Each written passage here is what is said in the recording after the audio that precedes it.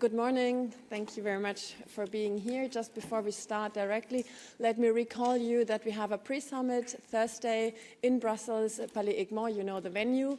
You have normally all in your emails your invitation. Don't hesitate if something is not clear to you. For access or whatever content, we will have doorsteps. Interesting for you, just before the normal summit starts, so the Liberal family has the pre-summit Thursday, and you are very welcome to come to attend and to get your credentials before you go there. Thank you so much, and I now give the floor to our president. Merci Catherine, bonjour à tous, merci d'être présents pour cette semaine qui débute et qui est très dense avec le UCO, le Conseil européen qui va faire clore la semaine. Merci d'être là. First, on latest news, we welcome the fact that the EU Council is close to a deal to use Russian frozen assets to fund Ukraine. Renew Europe has advocated for this since very long time already. Avant de passer au Working Programme, permettez-moi de vous faire part d'une initiative 100% Renew qu'on a lancée la semaine dernière.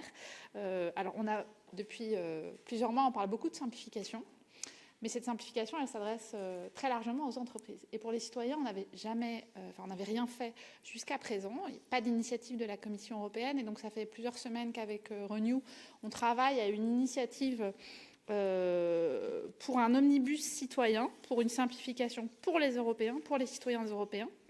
Donc c'est quoi cet omnibus? Ce sont des mesures concrètes pour rendre plus facile le quotidien de tous les Européens, sans exception. On ne parle pas seulement d'un public d'expatriés, on parle des familles, des professionnels. Ça peut passer par la reconnaissance des diplômes, l'accès aux soins de santé à l'étranger, par la facilitation des déplacements transfrontaliers ou même simplement par le fait d'accepter une fois pour toutes les cookies sur les site internet, parce que je crois qu'on en a tous marre à chaque fois qu'on va sur un nouveau site de devoir remplir les préférences de cookies.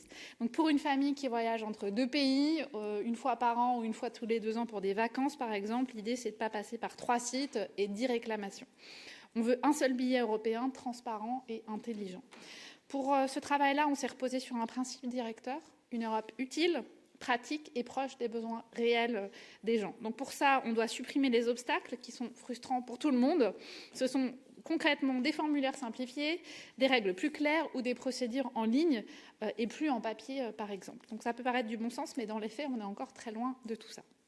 Donc cet omnibus, il agit sur ce qui fait notre quotidien, la mobilité, la sécurité, l'égalité d'accès aux services et notamment aux services publics.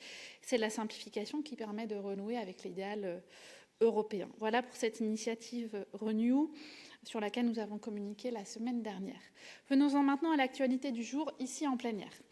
First, some remarks on the Working Programme 2026. In a nutshell, we see a positive trend.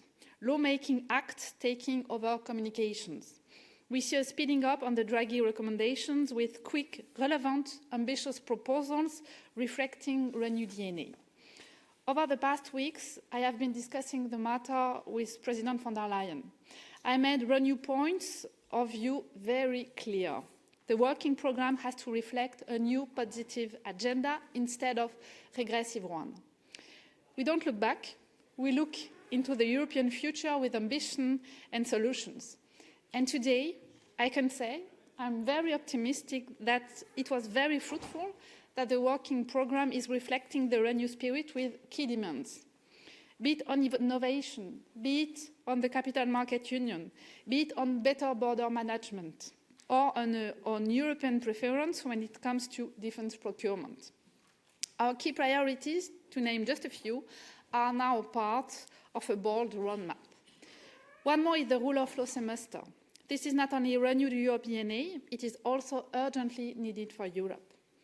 Speaking of rule of law brings me to our biggest priority this week, the topical debate initiated by Renew Europe on Bulgaria. Let me get your attention on a case of democratic erosion in front of our eyes, the Varna mayor. In Bulgaria, an elected mayor, Blagomir Kotsev, becomes a political prisoner, along with other political detainees. Inside the European Union, this is erosion of democracy at home. This happened not by accident. It happened in a country where justice has been captured by oligarchs and where European money is used to silence pro-European voices. in a country where people who stand for reform are treated as enemies of the state. This is the corrupted world of Dylan Pesky and his ally Boyko Borisov. Their despotic system silenced judges, prosecutors, security services, media. This is not acceptable. We call for, first, to send an urgent fact-finding mission to Bulgaria to assess the rule of law and the detention of opposition leaders. Second, enforce conditionality. We call for the suspension of all recovery and resilience facility payments linked to judicial reforms until political prisoners are freed and until Bulgaria demonstrates true institutional independence. Third, we must raise awareness here and across every European capital that this is a European crisis. Thank you.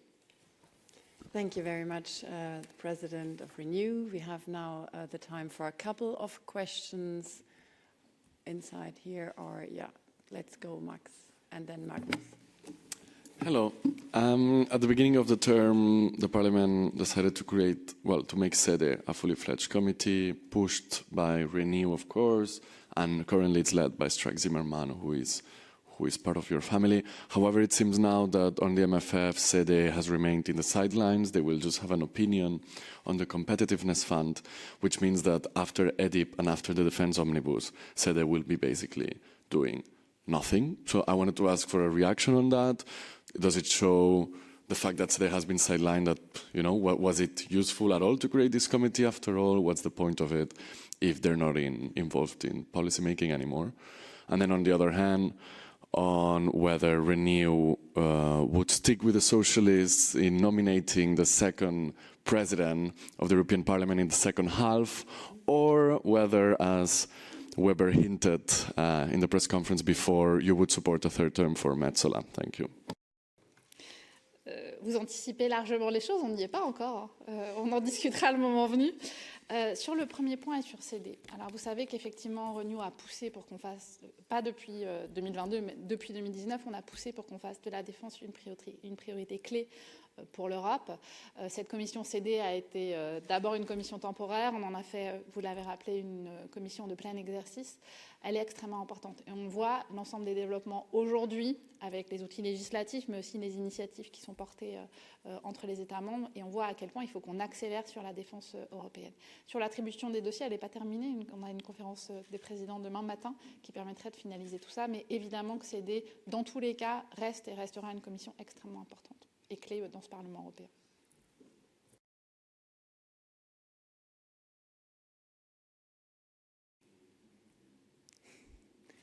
And we do Emmanuel afterwards. Yeah.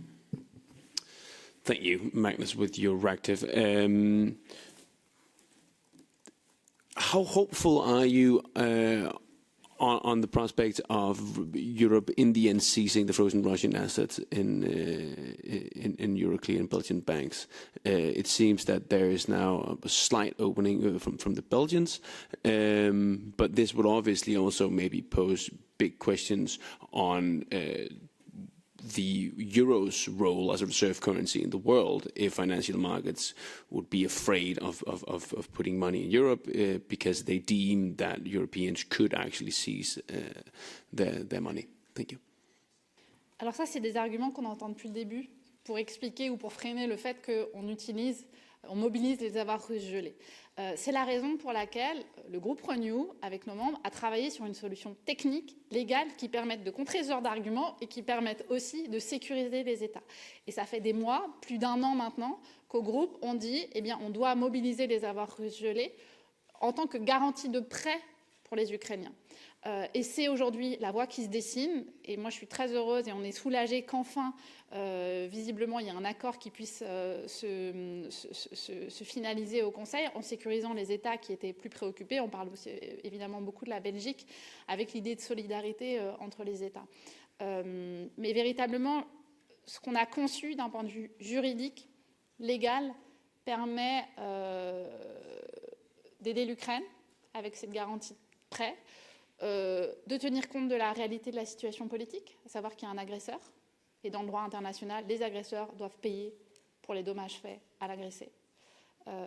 Et évidemment, les modalités techniques pour sécuriser certains pays qui étaient inquiets sont aujourd'hui en train de se dessiner avec cette solidarité européenne. Donc l'enjeu majeur et le message principal aujourd'hui, c'est qu'on avance enfin et qu'on pourra aider l'Ukraine en mobilisant ses avoirs russes gelés en garantie de prêt. First in the back, Emmanuel.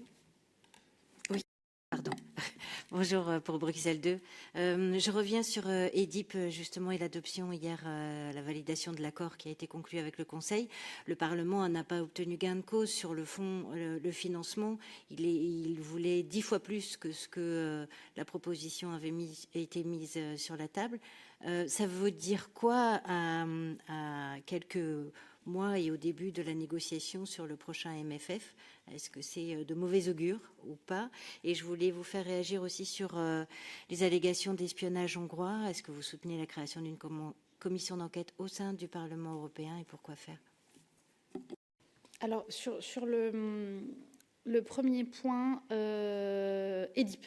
Alors, effectivement, le Parlement européen a toujours été beaucoup plus ambitieux. 1,5 milliard, c'est pas rien, mais on est très très loin des enjeux. Et les États nous répondent, mais il y a ce plan à 800 milliards d'euros qui a été mis en place et lancé, initié par Ursula von der Leyen en début d'année, avec les 150 milliards d'euros de prêts et l'argent qui sera débloqué directement par les États. Moi, je pense que cette négociation, elle est importante. Elle était importante et elle est importante symboliquement parce que c'est 1,5 milliard d'euros. C'est évidemment trop peu, mais dans les modalités techniques, on a acté le principe de la préférence européenne. Et c'est une étape avant les négociations qui vont arriver sur d'autres outils, d'autres dispositifs, et notamment les négociations MFF. Donc moi, je veux saluer cette négociation, le rôle du Parlement européen, qui a été très ambitieux pour les modalités techniques, et notamment la question de la préférence européenne. Et on prendra date avec cette négociation pour les prochaines négociations. Et s'agissant de manière générale des enjeux de défense, je crois qu'il y a une conscience partagée de l'ensemble des États qu'il faut accélérer avec de l'argent privé, avec de l'argent public et avec des financements européens, évidemment. Thank you. Thank you very much. We just have, checking the timing, one more question. I think we go in the middle and we just talk to me bilaterally. Please, last question here, because we have a bilateral. Bonjour, Adrien Vicente de l'agence France Presse. J'avais une question au sujet du prix Sakharov qui va être décerné demain. Vous avez proposé le mouvement de contestation des étudiants serbes. Est-ce que vous pensez que c'est une proposition qui est en mesure de faire consensus, étant donné que la proposition notamment de la droite devrait avoir plus de soutien si on va au vote? Elle fait consensus puisqu'elle fait partie des 3 nominés. Le prix Sakharov, c'est un prix extrêmement important, symboliquement aussi pour les nominés, parce que les nominés viennent au Parlement européen. C'est un moment important où on reconnaît leur engagement, on salue leur engagement et c'est un soutien politique très fort. Et donc la proposition de Renew fait partie des 3 nominés. On aura des discussions d'ici à demain avec les autres groupes pour voir pour négocier et discuter qui sera le prix Sakharov, le prochain prix Sakharov. Quelle que soit la décision, ce qu'il faut avoir en tête, c'est que les 3 nominés sont... c'est un moment politique important et puis notre candidat est de fait consensuel et on verra dans les discussions comment on atterrit. Thank you very much, the President, and thank you for your question. We are happy to take remaining questions bilaterally. The President has to leave now. Thank you so much. Good afternoon.